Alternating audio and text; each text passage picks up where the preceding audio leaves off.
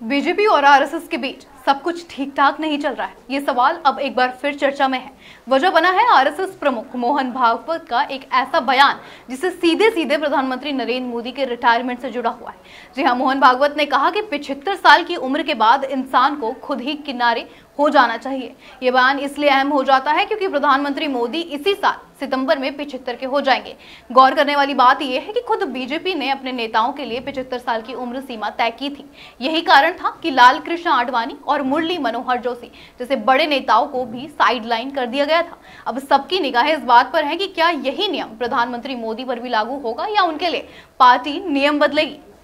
भागवत के इस बयान से सियासी गलियारों में हलचल मच गई है और एक बार फिर भाजपा और आरएसएस के रिश्तों पर सवाल उठने लगे हैं। क्या ये बयान किसी अंदरूनी खींचतान का इशारा है या फिर ये एक साफ संदेश है? आइए दिखाते हैं हमारे संवाददाता उंजिला की आपको खास रिपोर्ट।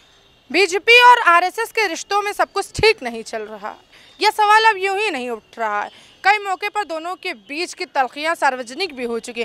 ताज़ा मामला आरएसएस प्रमुख मोहन भागवत के बयान से जुड़ा, जिसमें उन्होंने कहा कि जब किसी को 75 साल पर होने पर शॉल ओढ़ी जाती है तो इसका मतलब है कि अब उम्र हो गई है और थोड़ा किनारे हो जाना चाहिए।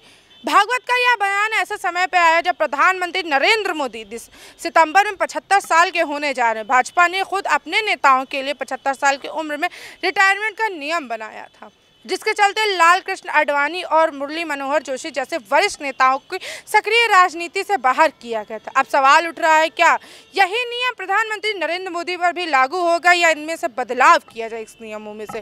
भागवत के बयान को प्रधानमंत्री नरेंद्र मोदी के रिटायरमेंट से जोड़कर देखा जा रहा है और विपक्ष इसको लेकर सरकार पर निशाना साध रहा है और सबकी निगाहें इस बात पर टिकी है कि भाजपा और आरएसएस के संघ में अब क्या नया मोड़ आता है। मैं न्यूज़ लखनऊ।